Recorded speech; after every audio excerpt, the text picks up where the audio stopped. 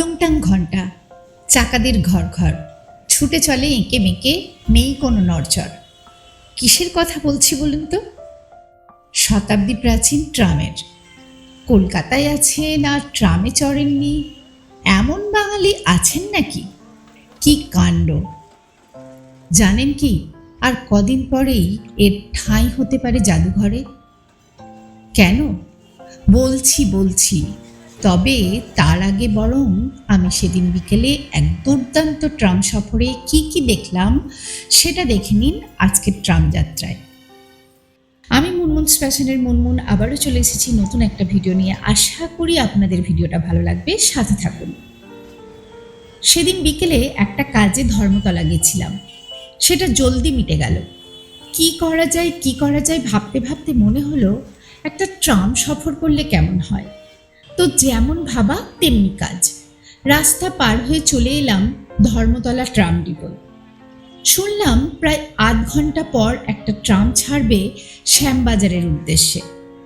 তা বেশ, এই সময়টুকু কাটানোর জন্য ট্রাম ডিপো চত্বরেই থাকা ট্রাম ক্যাফেতে ঢুঁ মারলাম। সময়ের চাকা ঘুরে গেছে, অনেকখানি বদলে গেছে শহরটাও, কিন্তু তিলোত্তমার বুকে আজও জীবন্ত এক টুকরো ইতিহাস।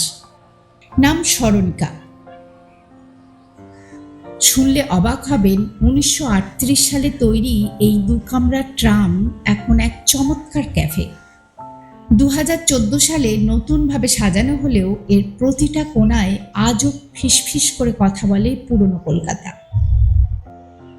ভেতরে বসার জায়গা আর ট্রামের ইতিহাস নিয়ে একটা গ্যালারি আছে, তবে ছবি তোলা নিষেধ। তাই বাইরে থেকেই কিছু ভিডিও নিলাম ট্রাম ক্যাফে চত্বরের। দূর থেকে দেখতে পেলাম ট্রাম আসছে, তাড়াতাড়ি পৌঁছে গেলাম সেখানে। দেখলাম এটা দু কামরার নয়, এক কামরার ট্রাম। এসপ্ল্যানেড থেকে শ্যামবাজার পর্যন্ত যাবে এই ট্রাম। থামতেই ঝটপট উঠে একদম সামনের সিঙ্গেল সিটটা দখল করে বসলাম। যদি এই যাত্রায় একটু ট্রাম চালানোটা শিখে নেওয়া যায় তো মন্দ কি।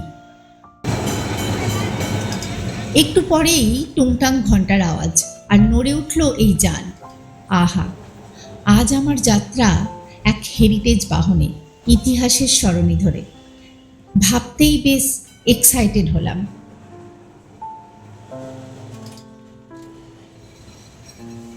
টিপু সুলতান মসজিদকে বাঁয়ে রেখে ট্রাম এগিয়ে চলল।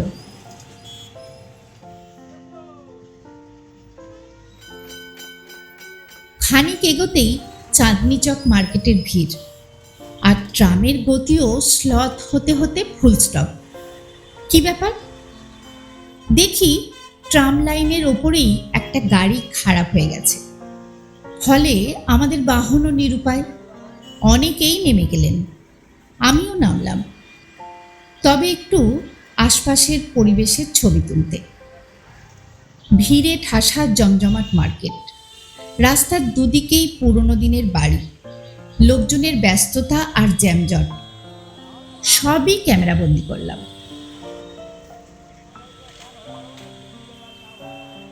ইতিমধ্যে একটা ক্রেন এসে খারাপ হয়ে যাওয়া গাড়িটাকে টেনে নিয়ে চলে গেল। আমিও হাঁপ ছেড়ে বাঁচলাম। ফের টুংটাং ছেড়ে দিল ট্রাম।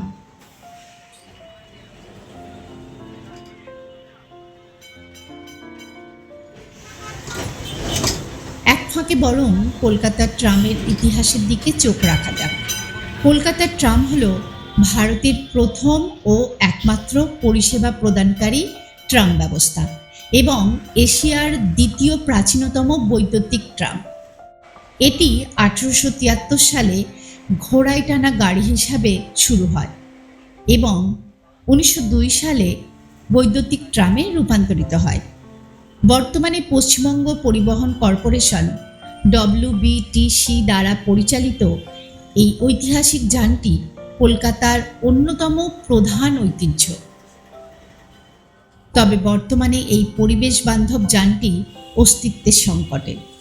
কালের নিয়মে আধুনিকতা ও দ্রুতগতির যানবাহনে ছেয়ে যাওয়া ব্যস্তময় কলকাতা শহরের কেন্দ্রস্থলে ধীর গতির বাহন হিসাবে ট্রামের গুরুত্ব ক্রমশ কমেছে।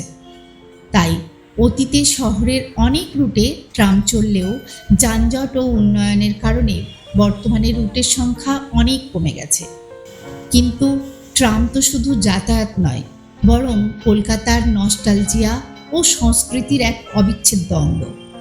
তাই একে বাতিল করে দেওয়ার আমি ঘোর বিরোধী। চোখে পড়ল তিলোত্তমা ট্রাম যাত্রা। বুঝলাম কল্লোলিনী কলকাতার ট্রাম সফরে এই ট্রামটির কদর যথেষ্ট। দেখতে দেখতে সুবোধ মল্লিক স্কয়ার ও বউবাজার পেরিয়ে ট্রাম এগিয়ে চলল কলেজ স্ট্রিট ধরে।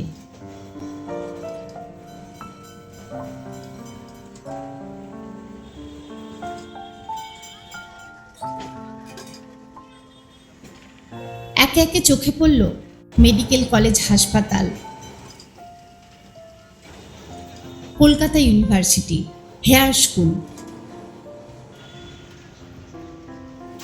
বইপাড়া। যেন ব্যস্ত মধ্য কলকাতার চলমান দৃশ্যপট সিনেমার মতো সরে সরে যাচ্ছে চোখের সামনে। তার খানিক বাদেই ঠনঠনিয়া কালীবাড়ির সামনে এসে গেলাম।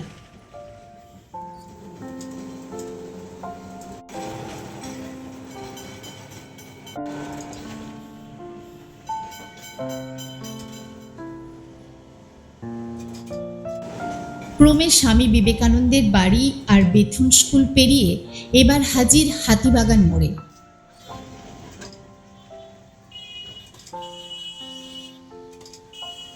অর্থাৎ মধ্য কলকাতা পেরিয়ে উত্তরে প্রবেশ।